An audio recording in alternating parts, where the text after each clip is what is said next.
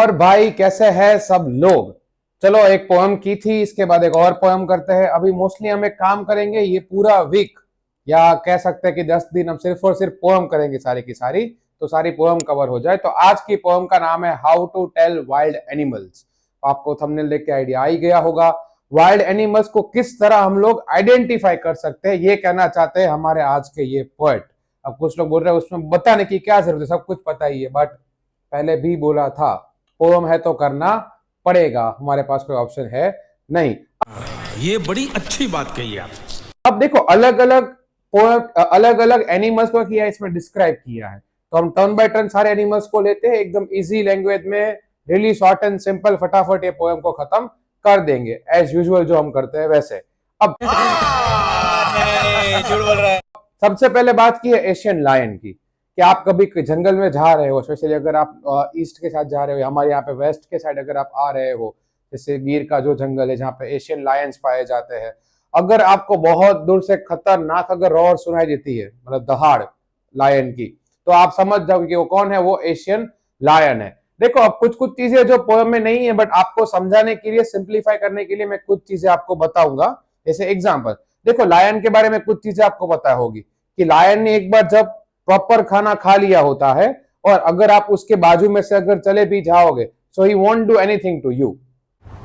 क्या बात कर रहे हैं?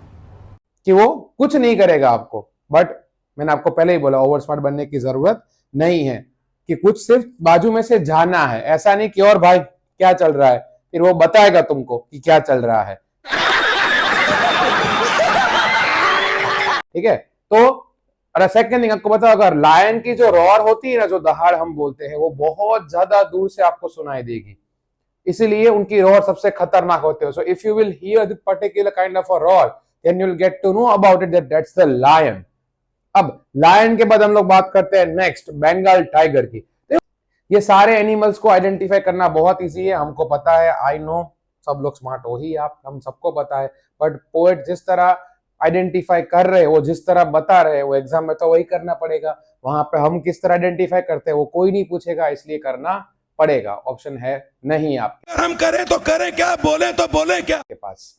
अब फिर बात करते हैं बंगाल टाइगर की। आपको पता है कि अगर आप वेस्ट बंगाल के साथ वहां पे जाओगे, तो वहां पे you will get a lots of tiger. तो कोई खतरनाक एनिमल जिसके बॉडी के ऊपर खतरनाक स्ट्राइप है, और उसको देखते ही, ठीक है, जिस तरह सारे लोग जो है डर जाते हैं, और उसकी आंखें खतरनाक होती है, पॉज खतरनाक होते हैं उसके, वो देख के अगर आप समझ जाओ, तो you will get to know about it कि ये कौन है, बंगाल टाइगर है।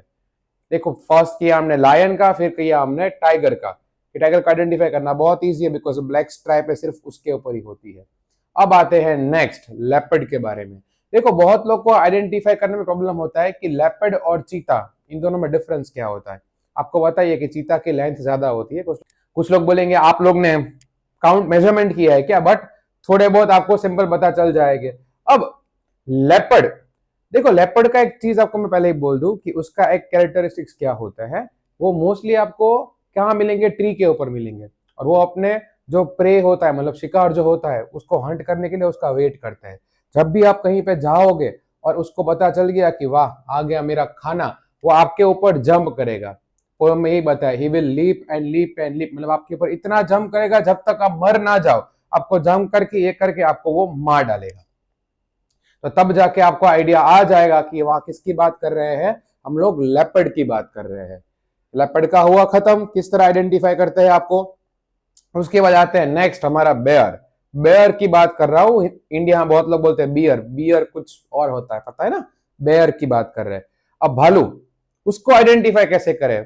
देखो सबको पता है कि आइडेंटिफाई किस तरह करता है। पोएट ये कहना चाह रहे हैं कि बहुत ही ह्यूमरस वे में पोएम है, बहुत ही कॉमेडी में बनाई है, बट रियल में ऐसा कुछ है नहीं, इतनी कोई खास कॉमेडी है नहीं, बट उनको ऐसा लगना है कि कॉमिक पोएम बनाई है, तो मान लेते हैं, चलो ना हम हमारे लैंग्वेज में कर देते हैं। साले का खोपड़ी तोड़ साले का। अब आप कहीं पे जाओगे और if the particular bear will come in front of you, और आपको हग करेंगे ऐसे, ठीक है। आप देखो यहाँ पे हग करने की बात क्यों बोली है, उसका एक रीजन है कि बेयर जो होते हैं ना, वो आपको ऐसे इतना खतरनाक टाइटली मारने की ट्राई करेंगे उतने प्रे को कि आपके अंदर के बोन्स है वो भी टूट जाएंगे, so indirectly you will die. तो बेयर की वो एक सारे के सारे जो एनिमल्स होते हैं ना, वो एनिमल्स की हंट करने की या उनकी मारने की ट्रिक अलग अलग होती है, and because of the particular trick you will get to know about it how to identify a different kind of wild animals. तो बेयर अगर आपको हक करेगा खतरनाक टाइट, तो आप समझ जाओगे कि ये कौन है, बेयर है। अब बेयर के बाद बात करते हैं नेक्स्ट। आपने सुना होगा हायनास के बारे में। देखो, जिन लोग ने लायन किंग या जंगल वाली सब मूवी देखे उनको पता होगा हायना, जिसका हिंदी में बहुत ही कॉमेडी नाम है लक्कड़ बग्गे। देखना, लक्कड़ बग्गे खतरनाक होते हैं वो। कुछ लोग कैसे बोलते हैं कि हायनास के स्टमक, हायना डजंट हैव अ स्टमक। देखो, स्टमक मतलब पेट नहीं होता, ऐसा नहीं, मतलब आप उनको कितना भी खाना दो ना, वो खाते ही जाएंगे खाते ही जाएंगे। जैसे आपने लायन के बारे में एक चीज सुनी होगी कि लायन को अगर प्रॉपरली खाना मिल चुका है, जो पहले बात की हमने, और अगर आप उसके बाजू में से चले गए तो वो आपके ऊपर अटैक नहीं करेगा। ये लायन का एक बोलते हैं, बट हर बार हमें वहां पे चेक करने के लिए नहीं जाना है, मैंने पहले ही बोला।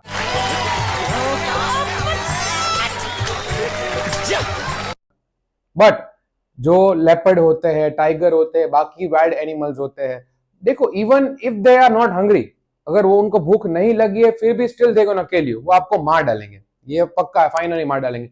Doesn't matter whether they will eat you और नॉट, आपको खाएंगे नहीं खाएंगे कोई फर्क नहीं पड़ता, बट मार पक्का डालेंगे।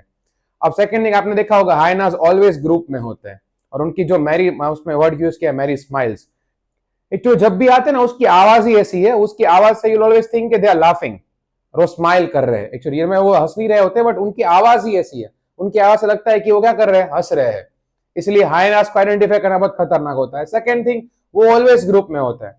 कभी कोई अगर आपको हाइना अकेला दिख जाए तो don't even think about it कि आप उसका सामना कर लोगे, वो अकेला है, नहीं, उसके आजू बाजू में कोई ना कोई होता ही होता है, वो कभी अकेले नहीं होते।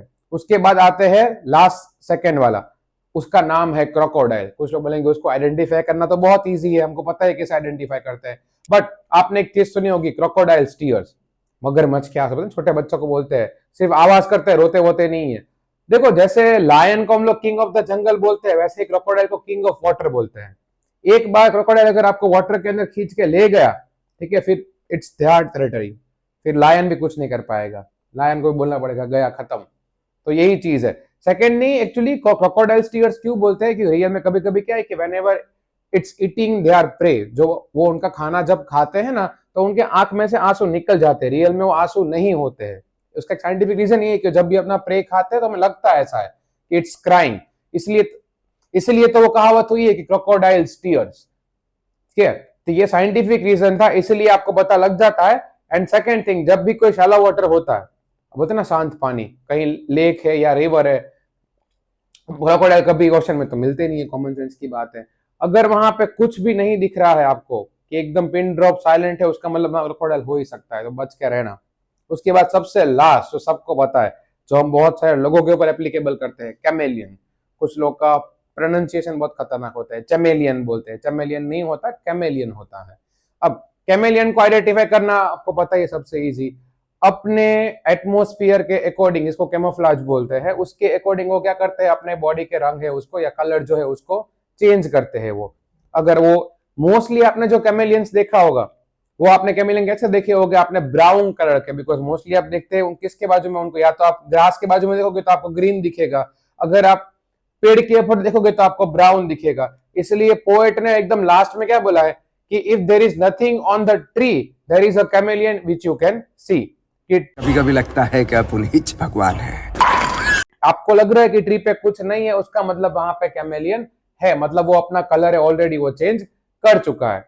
इसलिए कुछ लोग बोलते हैं ना, उसमें भी कहावत आई थी, लोग गिरगिट की तरह रंग बदलते हैं, तो कैमेलियन के अंदर भी एक पर्टिकुलर चीज ऐसी, सोच लो भगवान ने क्या क्या बनाया है कि अपने बॉडी के कलर भी चेंज कर सकते हैं एटमोस्फियर के अकॉर्डिंग।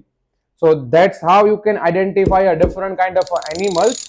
आज रखते हैं इतना, बाकी करेंगे नेक्स्ट लेक्चर में। चलो, जय हिंद।